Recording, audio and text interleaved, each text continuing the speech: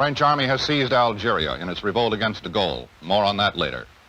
In Laos, the government's army suffered its worst defeat of the Civil War, evacuating its last stronghold in north-central Laos. Now the communists may want to begin the ceasefire talks. And I believe that in the 1950s, the United States can once again capture the imagination of the world. Chicago, the Windy City, is both windy and snowy in the wake of a storm which leaves more than half a foot. Temperatures drop to 0 during the storm. San Francisco gets the heaviest snow in 30 years. Children, many of whom have never seen snow before, are more spellbound than snowbound, but they soon learn what to do with the stuff.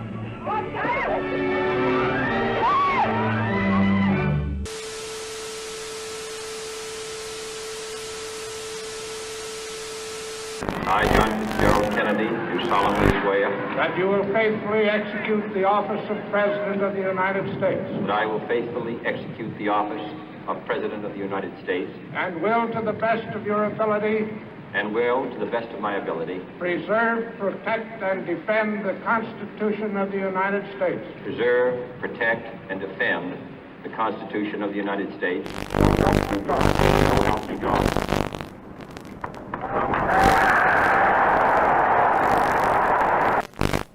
And so, my fellow Americans, ask not what your country can do for you, ask what you can do for your country.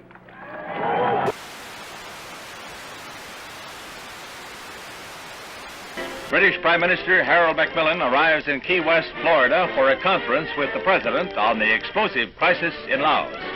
They jointly declare determination to prevent the Southeast Asian kingdom from being taken over by communist-supported rebels. Also discussed is Britain's ceasefire proposal to Moscow. Miko, is the Soviet Union willing to agree to a ceasefire in Laos? We touched in conversation this subject. I have nothing to say publicly at this moment. The look for 61 will recall the Jazz Age, and where Paris leads, the rest of the fashion world is likely to follow. Here was a new symbol of communist ruthlessness. Overnight, East Berlin became a concentration camp, sealing in the inhabitants of that sector. Barbed wire and cement were the answers to the refugee problem. Khrushchev repeats his threat to sign a separate peace treaty with East Germany, which he claims, wrongly, will end all Western rights in Berlin. Served with an order by East German authorities that all U.S. personnel must show identification before entering that section of Berlin, American troops answer with the only language the Reds seem to understand, a show of arms. Castro marks the second anniversary of his revolution with the biggest military parade ever staged in Cuba, featuring tanks and other heavy weapons from Russia and Red Czechoslovakia. Shortly afterwards, Castro demanded the United States Embassy drastically reduce its staff to 11 persons. It was the last straw in his long campaign of provocation and harassment. I believe that this nation should commit itself to achieving the goal Before this decade is out, of landing a man on the moon and returning him safely to the Earth. No single space project in this period will be more impressive to mankind or more important for the long-range exploration of space, and none will be so difficult or expensive to accomplish. The assault has begun on the dictatorship of Fidel Castro. Cuban Army pilots opened the first phase of organized revolt with bombing raids on 3 military bases. In Havana, Acting Foreign Minister Olivares shows diplomats rockets fired from the Cuban raiders, which he claims have U.S. markings. These charges are totally false, and I deny them categorically. The United States has committed no aggression against Cuba, and no offensive has been launched from Florida or from any other part of the United States.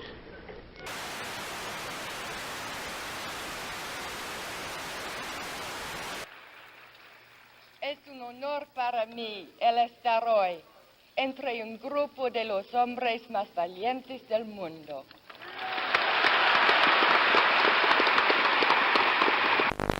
Castro gloated over his victory and told the world that Cuba was now a socialist nation and would hold no more elections. The next day, the United States officially proclaimed Cuba to be a communist satellite state. Man had his first great success in space when the Russians pushed a man across the threshold. He was Yuri Gagarin, the astronaut the Russians lionized as the first to orbit the Earth. It was the propaganda coup of the year. Today, this Redstone Mercury is the center of world attention as Lieutenant Commander Shepard walks to the elevator that will carry him 65 feet aloft to the capsule. It's 6:20 a.m., a moment of history. 3, 2, 1, 0.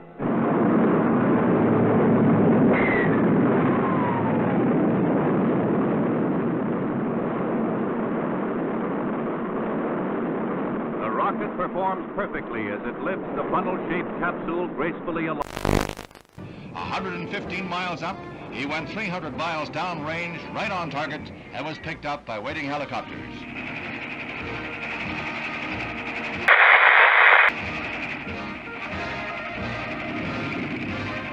The triumph of Alan B. Shepard, U.S. space pioneer. As the captain prepared to leave the capsule, explosive bolts on the escape hatch let go, and the Mercury is lost. However, the moon gets closer.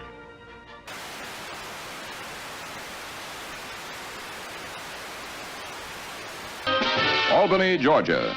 A Negro fight against segregation is led by the Reverend Martin Luther King.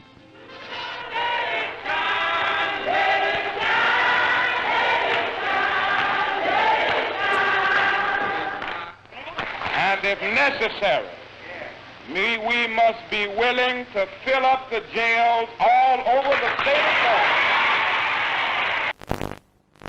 Солнце. Шар превращается в колоссальный светящийся купол. Яркое свечение еще продолжается. В этом опыте оно длится необычайно долго. Страшной силы напутствует прихода ударной волны.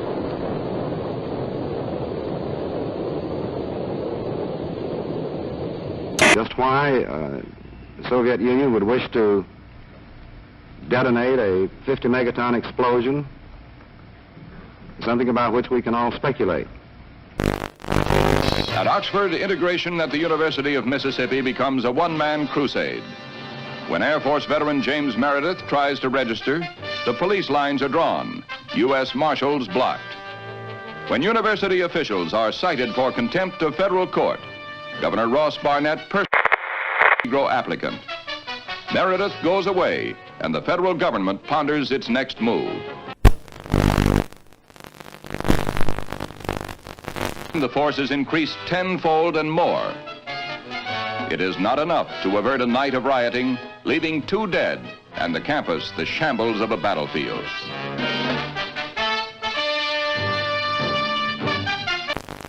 "75 students and other rioters are arrested.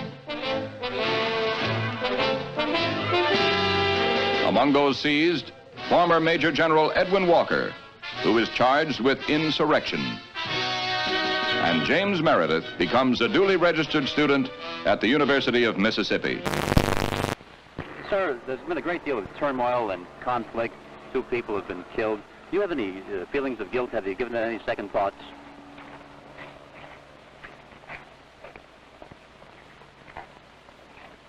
I'm very sorry that anyone had to get hurt or killed. But of course, I think that's an unfair question to me. I don't believe any of you believe that I had anything to do with it. President Kasavubu is taking Leopoldville on his return from a conference of Congolese leaders in Madagascar, at which it was agreed to convert the republic into a loose confederation. The streets are jammed for a parade in celebration of the decision. But red opposition to the plan is heated, and the pro-Soviet Antoine Gizenga, Lumumba's political heir, still controls key areas and sizable armed forces. The Congo's problems are far from over. Vienna was a neutral arena for a sparring match between 2 worlds. The men who hold the power to write tomorrow's history met, smiled, and resolved no problems. The dictator and the President, the East and the West. St. James Church in the Hudson River hamlet of Hyde Park is the scene of last rites for the First Lady of the World, Eleanor Roosevelt. President Kennedy heads the list of distinguished world leaders who pay last tribute to the extraordinary and beloved woman who is remembered as a humanitarian and one who loved her fellow man. There is no strife, no prejudice, no national conflict in outer space as yet. Its hazards are hostile to us all. Its conquest deserves the best of all mankind, and its opportunity for peaceful cooperation may never come again. But why, some say, the moon? Why choose this as our goal? And they may well ask, why climb the highest mountain? Why, 35 years ago, fly the Atlantic? Why does Rice play Texas? We choose to go to the moon. We choose to go to the moon.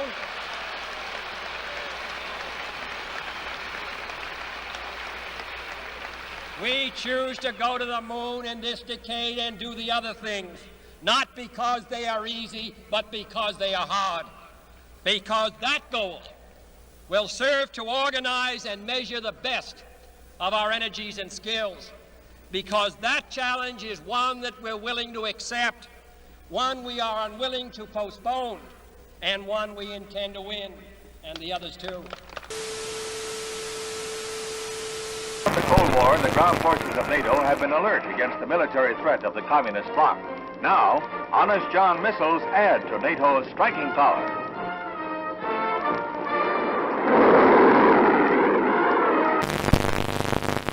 President Kennedy begins a tour of 4 space installations at Huntsville, Alabama, where he is greeted by Dr. Werner von Braun, space pioneer and director of this research and development center. The missiles on display are dwarfed by the mighty Saturn rocket.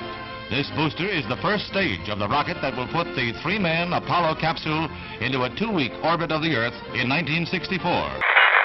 Preliminary to a lunar shoot. Gemini, which was developed here, will allow 2 men to orbit the Earth for 2 weeks and will be used for experiments in outer space rendezvous and docking missions. This winds up the President's first-hand look at our space program and our progress in the race for space. The first deficit comes from a recession.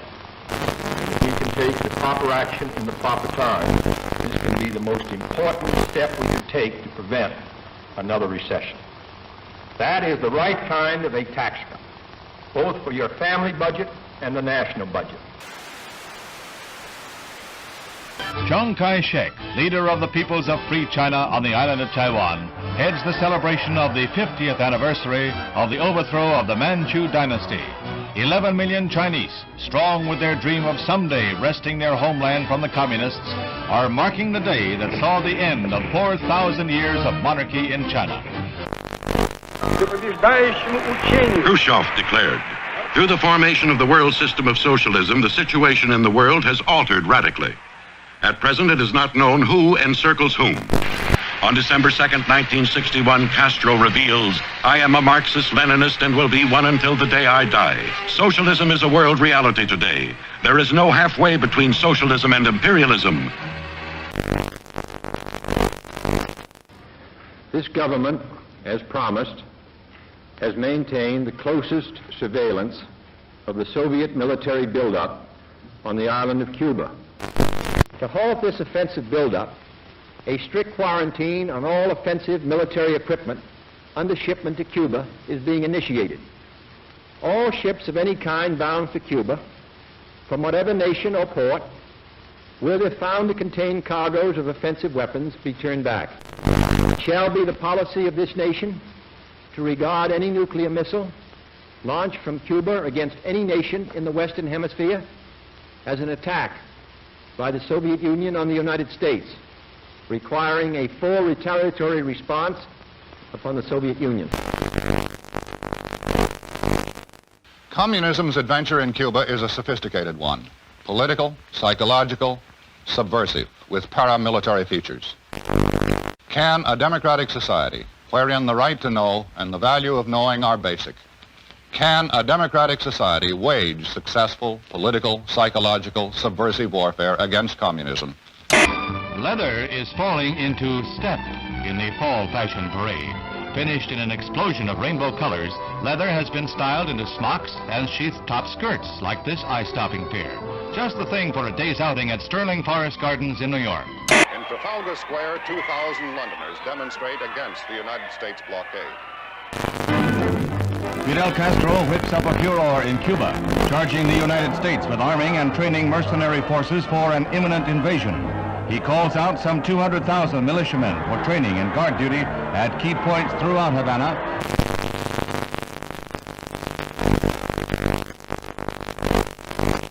Khrushchev happily receives a gift of the Cuban flag as he lines up with a solid endorsement for the home-brewed anti-Americanism of Fidel Castro, the Soviet sole Western Hemisphere ally.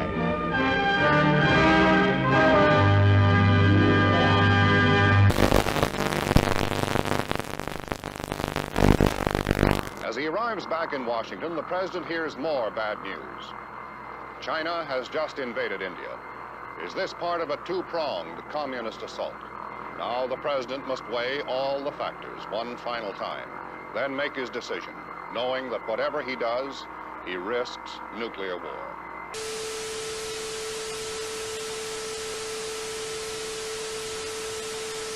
Meanwhile, the United States continues to reinforce its Cuban base at Guantanamo Bay, the naval depot that Castro wants the U.S. to give up. These Marines have been assigned the job of protecting the base against any Cuban threats that might arise during the present crisis. Mr. President, I am submitting today a resolution to the Security Council designed to find a way out of this calamitous situation. This resolution calls, as an interim measure under Article 40 of the Charter, for the immediate dismantling and withdrawal from Cuba of all missile and other offensive weapons. The inauguration of Abraham Lincoln as the 16th President of the United States is reenacted in the nation's capital 100 years after the event. There's a crowd larger than the original president this day, double the 10,000 of 1861. And the bright, balmy day is in marked contrast to the gloomy overcast of a century ago. Scenes familiar from history books and movies come to life at the Capitol as Mr. Lincoln arrives. He is portrayed. The following is the letter which has just been dispatched from the President to Chairman Khrushchev. I think that you and I, with our heavy responsibilities for the maintenance of peace, were aware that developments were approaching a point where events could have become unmanageable. So I welcome this message and consider it an important contribution to peace. It urgently recommends that the United States and the Soviet Union confer promptly on measures to remove the existing threat to the security of the Western Hemisphere and the peace of the world, and to report thereon to the Security Council.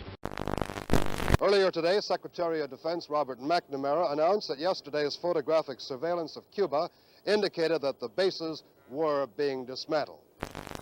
But with increased United States aid and instruction, Vietnam soldiers learned to fight back against the communist Viet Cong. Helicopters become a crucial weapon against guerrillas who strike, then disappear will-o'-the-wisp in marshes. Southeast Asia and Berlin are not the only hazard areas in the orchestrated struggle of the Cold War.